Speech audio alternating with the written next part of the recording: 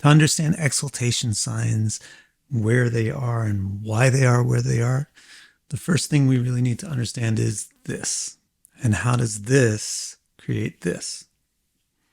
So the backbone of it all is this double axis XY horizontal vertical thing that represents the apparent motion of the sun. If you look at the sun from the earth, as the earth moves around it, then the sun appears to move on an east-west axis against the stars. And also, because the earth is tilted, as it moves around the sun appears to drift north and south. The sun takes 6 months to climb to its maximum northern ascension at about 23.5 degrees. And we call that maximum point the northern solstice.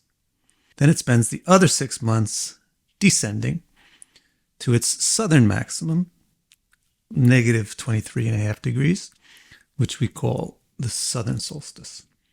Now, as soon as you mention north and south, people might start to scratch their heads and wonder about hemispheres. And in fact, more often than hearing northern solstice and southern solstice, you usually hear summer solstice and winter solstice.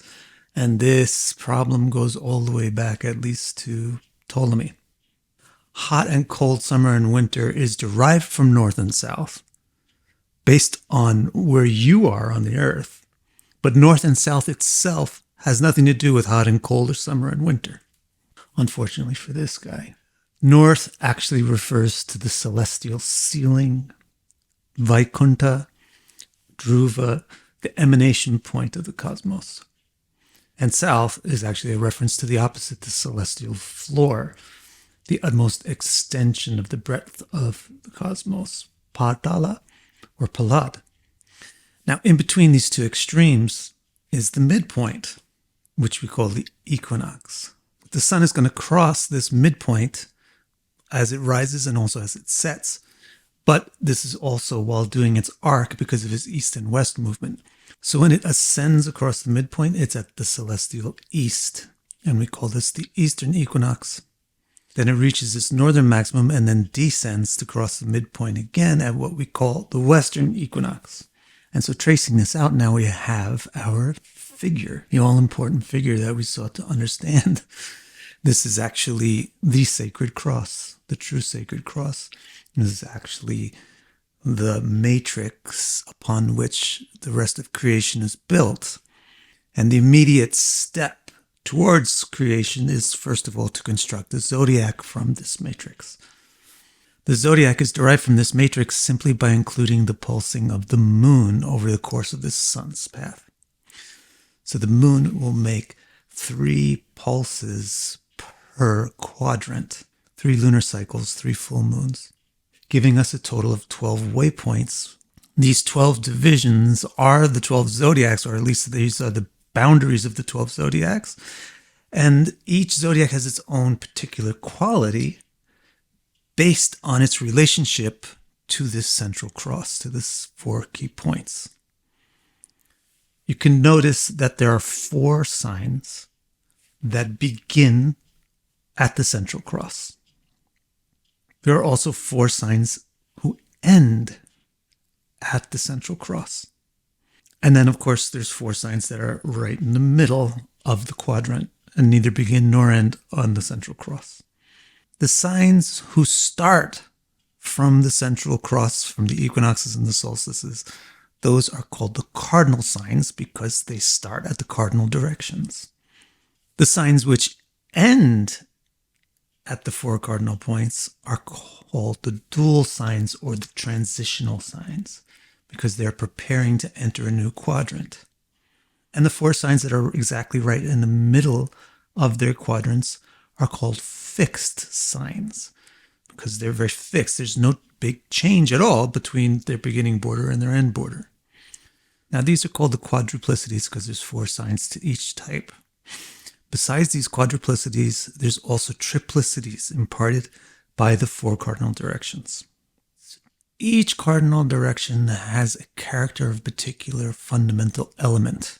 The east is fiery, the west is airy, the south is earthy, and the north is wet or watery. And all the 12 signs acquire their elemental character based on their relationship to these 4 cardinal points. Now we understand what the zodiac is. It's going to be very easy to understand where the exaltation signs are. So to begin with, just start from the first planet, the sun. Guess where the first planet is exalted? The first planet is exalted in the first sign. It's so easy to remember. First in the first. If you think about why, it's also quite easy now to figure it out. This is the sign which is based on the ascending equinox. It's like the sunrise of the signs. You may have also thought that perhaps the sun would have liked to be all the way up at the top of the sky. But the sign which begins with the northern equinox is a water sign. It's not going to be very comfortable for the sun. Maybe it could have been on the other side of the solstice, where Gemini is, since that's an air sign, but it's not cardinal. It's preparatory or dual. The sun is very forceful and clear, so it likes cardinal signs. So its best sign is therefore Aries. Now, one of the keys to memorizing and understanding where all these exaltation signs are is that the planets work in pairs. So the sun forms a pair with Saturn. It's easy to remember because they're polar opposites. And these pairs of planets are always in opposite signs to each other. So since the sun is exalted in Aries, its pair, Saturn, is exalted in the opposite sign, Libra. It's almost because it is the opposite of the sun. Then everything which makes the sun feel exalted, the opposite of it would make its opposite planet, Saturn, feel exalted. So a little mnemonic for memorizing that is just the sun is in 1 and its opposite is Saturn. Next, let's talk about the other fiery planet, the other big masculine planet, Mars. Mars, being masculine and strong, is also going to want a cardinal sign. There's 2 cardinal signs left. One is Cancer and one is Capricorn. Well, it's not going to prefer Cancer over Capricorn because Cancer is a water sign and Mars is a fiery planet. So Mars will exalt in Capricorn because it's got that same strong, kind of brutal nature that Mars has. And it's giving Mars the tenacity and endurance of Earth, which helps to bring it even higher than it usually is, helps to cause it to go to exaltation. Now, the planet who's a pair with Mars is Jupiter. That's easy to remember because Mars is the police, Jupiter is the judge. The 2 work together. So since Mars is exalted in Capricorn, Jupiter will be exalted in Cancer, the opposite sign. So the mnemonic for remembering all this goes, the sun is in 1, its opposite is Saturn.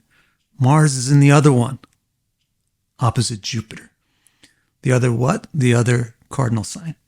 So now all the cardinal signs are accounted for. And the planets that exalt in these signs are all the planets which are quite forceful and clear.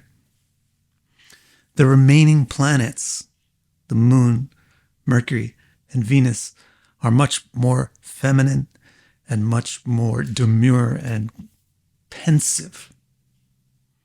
So let's talk about Venus first. Venus exalts in Pisces. It's easy to remember that or make sense of that because Pisces is also on the central cross. It ends at the central cross. It ends at the ascending equinox. And it's a pensive sign because it's watery and preparatory or dual. So Venus does great here because Venus is all about sensuality and pleasure. And Pisces is supplying a lot of stuff that helps that. But it's bringing all of that sensuality into a very deep realm, preventing it from being superficial. And that is what defines the exaltation of Venus. Venus makes a pair with Mercury. It's easy to remember because their symbols look almost exactly the same. It's easy to remember because they're right next to each other. And it's easy to remember just because it seems pretty easy to remember. So that means that since Venus is exalted in Pisces, Mercury would be exalted in the opposite sign, where it can really be detail-oriented and practical and intelligent. So the mnemonic now, Sun in one, that's the Sun in Aries. Its opposite is Saturn. Mars in the other one, in the other cardinal sign, Capricorn. And its opposite is Jupiter. And now Venus is under one. So it's in Pisces, which is underneath Aries. It's under the ascending equinox. And its opposite is Mercury. So Sun in one, opposite Saturn. Mars in the other one, opposite Jupiter. Venus under one, opposite Mercury. And we only have one planet left because we do classical astrology. So in classical astrology, there's only one more actual planet, and that is the moon. Now, the moon exalts in Taurus.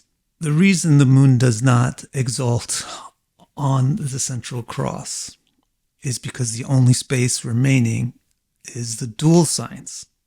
And the moon is already overly dual. It's overly flexible. It's overly changeable. So actually, for the moon to exalt, it needs stability. It needs a fixed sign. And of the fixed signs which are available, the feminine one would be better than the masculine one, since the moon is a feminine planet. So that leaves two, Scorpio or Taurus. And of those two, the earthiness of Taurus is going to really give the moon the stability which allows it to excel and exalt. So it's actually kind of easy to remember this mnemonically. It's just the moon goes next to the sun because they're a couple. So the full mnemonic is the sun is in one, opposite Saturn. Mars is in the other one, opposite Jupiter.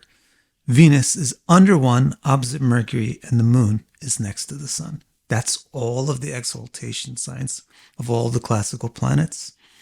And also with good reasoning and understanding of why they're exalted in these signs and what that exaltation actually means interpretively.